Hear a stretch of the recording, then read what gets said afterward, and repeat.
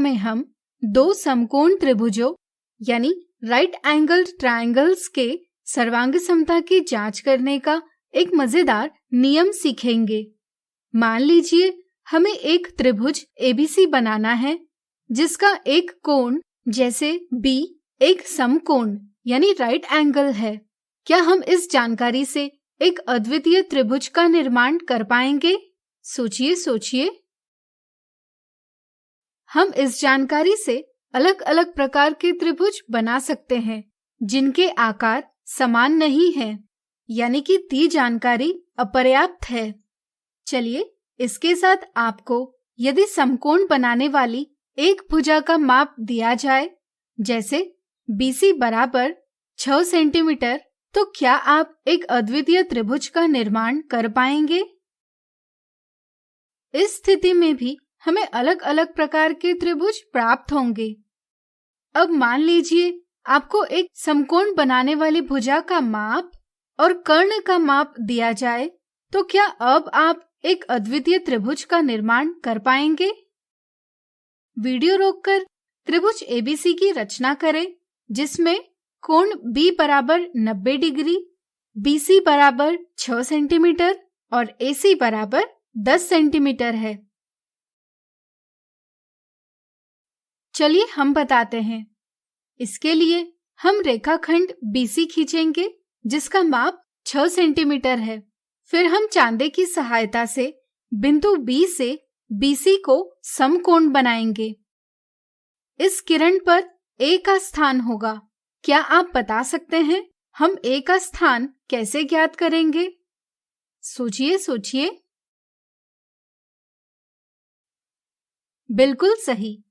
चूंकि यहाँ AC बराबर 10 सेंटीमीटर है, इसलिए हम प्रकार को 10 सेंटीमीटर के लिए खोलेंगे, इसका नुकीला सिरा C पर रखेंगे और इस किरण को काटता चाप खींचेंगे।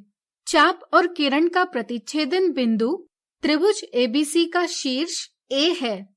हम A को C से जोड़कर समकोण त्रिभुज ABC की रचना पूरी कर लेंगे। क्या आप दिए मापों से अलग अलग प्रकार के त्रिभुज ABC बना सकते हैं जिनके आकार भिन्न हैं? वीडियो रोककर प्रयास कीजिए।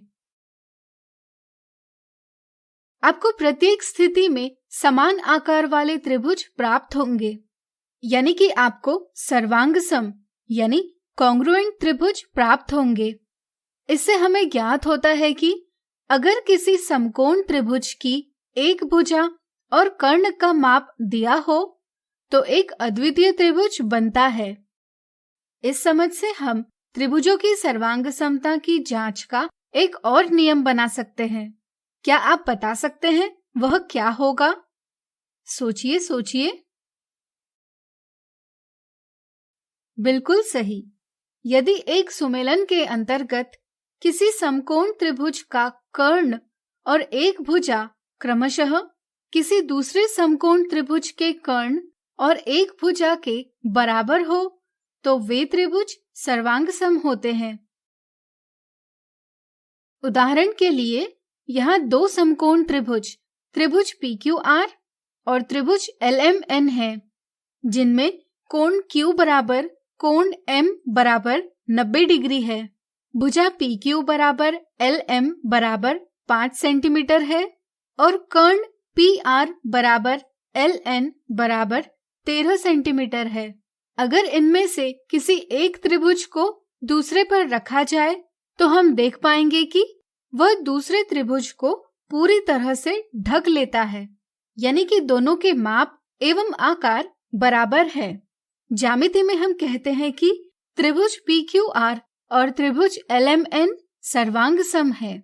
यहाँ सुमेलन इस प्रकार है जिससे हमें ज्ञात होता है कि PQR का LMN से सुमेलन है, इसलिए सर्वांग समता का संबंध लिखा जा सकता है त्रिभुज PQR त्रिभुज LMN से सर्वांगसम है।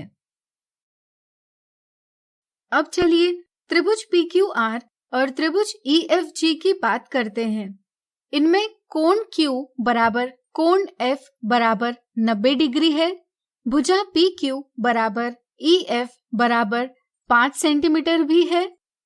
लेकिन त्रिभुज PQR के कर्ण PR का माप 13 सेंटीमीटर है, जबकि त्रिभुज EFG के कर्ण EG का माप 15 सेंटीमीटर है।